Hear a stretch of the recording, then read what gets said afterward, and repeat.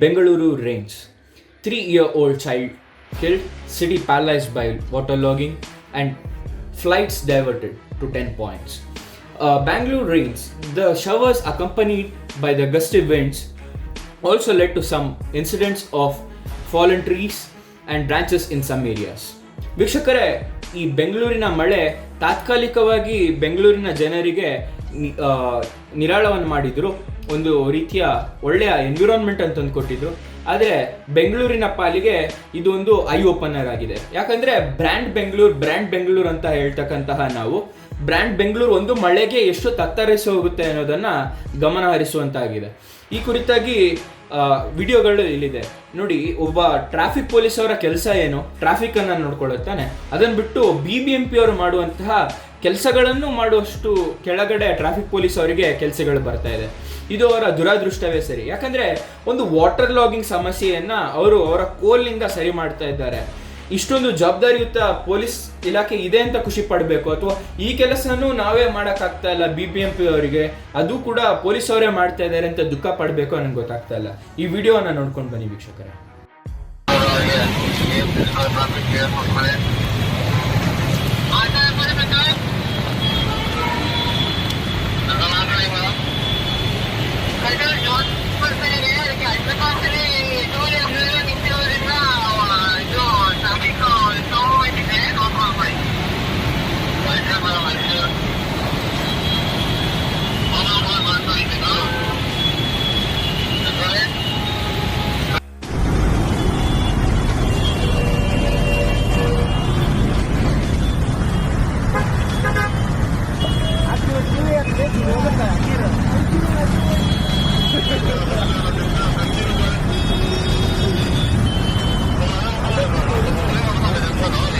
Meteorological department ಏನಿದೆ ಇಂಡಿಯಾದು, ಅದು ಹೇಳಿದ ಪ್ರಕಾರ 8:30ರಿಂದ 8:30 ಅಂದ್ರೆ ಬೆಳಗ್ಗೆ 8:30ರಿಂದ ರಾತ್ರಿ 8:30ರವರೆಗೂ 3.6 mm ಮಳೆ ಆಗಿದೆ.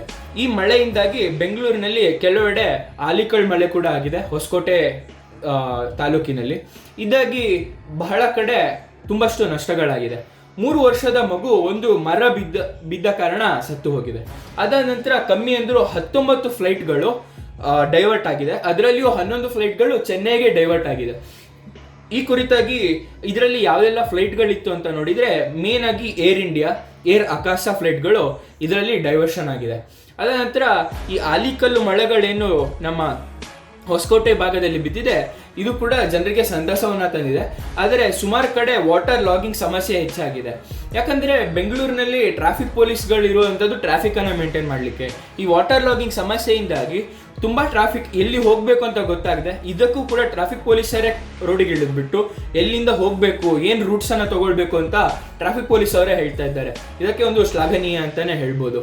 ಅದ ನಂತರ ಟ್ರಾಫಿಕ್ ಪೊಲೀಸರು ಮೊದಲೇ ಒಂದು ರಿಪೋರ್ಟ್ ಅನ್ನ ರಿಲೀಸ್ ಮಾಡಿದ್ರು, ಈ ದಿನ ಯಾರು ಕೂಡ ಜಾಸ್ತಿ ಕಮ್ಯೂಟ್ ಮಾಡಬೇಡಿ ಅಂತ.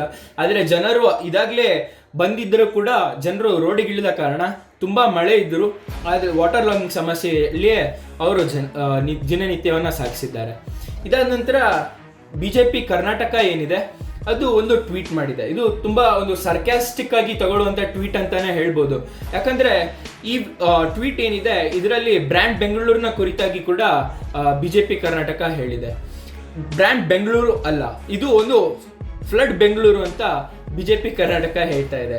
ಈ ಕುರಿತಾಗಿ ನಾವು ನೋಡಿದ್ರೆ ಇಲ್ಲಿ ಇವರೊಂದು ಸರ್ಕಾಸ್ಟಿಕ್ ಆಗಿ ಏನ್ ಹೇಳ್ತಾ ಇದ್ದಾರೆ ಅಂದ್ರೆ, ಬೆಂಗಳೂರಿನಲ್ಲಿ ಇನ್ಮೇಲಿಂದ ಸಬ್ಮರೈನ್ಸ್ ಮತ್ತೆ ಜೆಟ್ ಸ್ಕೈಸ್ ನ ಯೂಸ್ ಮಾಡಬಹುದು. ಯಾಕಂದ್ರೆ ನಮ್ಮಲ್ಲಿರುವಂತಹ ವೆಹಿಕಲ್ಸ್ ಏನಿದೆ, ಕಾರ್, ಮೋಟರ್ ಬೈಕ್, ಇದ್ಯಾವುದು ನಡೆಯಲ್ಲ ಇನ್ಮೇಲೆ. ಇಲ್ಲಿ ತುಂಬಾ ಮಳೆ ಆಗ್ತಾ ಇರೋ ಕಾರಣ ಜೆಟ್ ಸ್ಕೈ ಅಥವಾ ಸಬ್ಮರೀನ್ಸ್ ಅನ್ನ ತಗೊಂಡು ಹೋಗ್ಬೋದು ಅಂತ ಹೇಳ್ತಾ ಇದ್ದಾರೆ.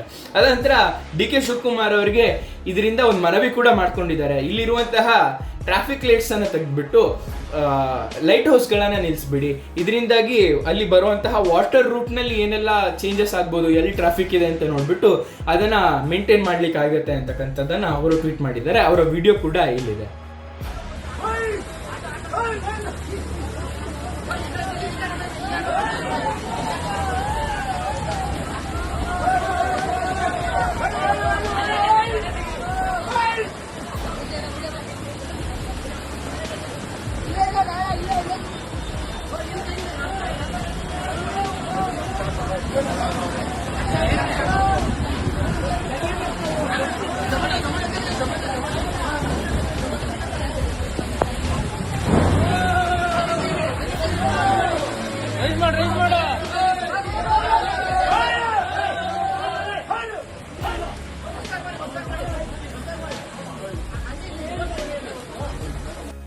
ಏನನ್ಸುತ್ತೆ ವೀಕ್ಷಕರೇ, ಒಂದು ಬ್ರ್ಯಾಂಡ್ ಬೆಂಗಳೂರು ಅಂತಕ್ಕಂತಹ ಹೆಸರಲ್ಲಿರುವ ಬೆಂಗಳೂರಿನಲ್ಲಿ ಈಗ ಒಂದು ದಿವಸದ ಮಳೆ ಕೂಡ ಅಂದರೆ 3.6 mm ಮಳೆ ಕೂಡ ಈ ಮಟ್ಟಿಗೆ ವಾಟರ್ ಲಾಗಿಂಗ್ ಮಾಡ್ತಾ ಇದೆ ಅಂದರೆ ಬೆಂಗಳೂರಿನ ಮಿನಿಸ್ಟ್ರಿ ಇರ್ಬೋದು, BBMP ಇರ್ಬೋದು, ಈ ಕುರಿತಾಗಿ ಗಮನವನ್ನು ಹರಿಸಲೇಬೇಕಾಗತ್ತೆ. ಯಾಕಂದರೆ ಬ್ರ್ಯಾಂಡ್ ಬೆಂಗಳೂರು ಖಾಲಿ 1-2 ವರ್ಷಗಳಿಂದ ಆಗಿರುವಂಥದ್ದಲ್ಲ, ಡಿಕೇಡ್ಸ್ಗಳ ಪ್ರಯತ್ನ ಇದೆ. ಈ ಥರ ವಾಟರ್ ಲಾಗಿಂಗಿಂದ ರಾಷ್ಟ್ರವ್ಯಾಪಿ ಅಲ್ಲದೆ ಇಂಟರ್ನ್ಯಾಷನಲ್ ಲೆವೆಲಲ್ಲಿ ಮಾನವ ಮರ್ಯಾದೆ ಹರಾಜಾಗೋದ್ರಿಂದ ನಮ್ಮ ಬೆಂಗಳೂರಿನ ಮರ್ಯಾದೆ ಯಾವ ಹಂತಕ್ಕೆ ಕೆಳಗಿಳಿಯುತ್ತೆ ಅನ್ನೋದು ನಾವು ಗಮನಿಸಬೇಕಾಗತ್ತೆ. ಈ ಕುರಿತಾಗಿ ನಿಮಗೇನು ಅನ್ಸುತ್ತೆ? ವಾಟರ್ ಲಾಗಿಂಗ್ನ ಸಮಸ್ಯೆಗೆ ಮೇನ್ ರೀಸನ್ ಏನು? ನನ್ನ ಪ್ರಕಾರ ನೋಡೋದಾದರೆ ಇಲ್ಲಿ ಇದ್ದಂತಹ ಎಷ್ಟೋ ಕಾಲುವೆಗಳು, ಎಷ್ಟೋ ರಾಜಕಾಲುವೆಗಳನ್ನು ನುಂಗಿ ನೀರು ಕುಡಿದಾಗಿದೆ, ಎಷ್ಟೋ ಕೆರೆ ದಂಡೆಗಳನ್ನು ಲೇಕ್ ವ್ಯೂ ರೆಸಾರ್ಟ್ಗಳನ್ನಾಗಿ ಮಾಡಿದ್ದಾರೆ, ಲೇಕ್ ವ್ಯೂ ಅಪಾರ್ಟ್ಮೆಂಟ್ಗಳಾಗಿ ಮಾಡಿದ್ದಾರೆ.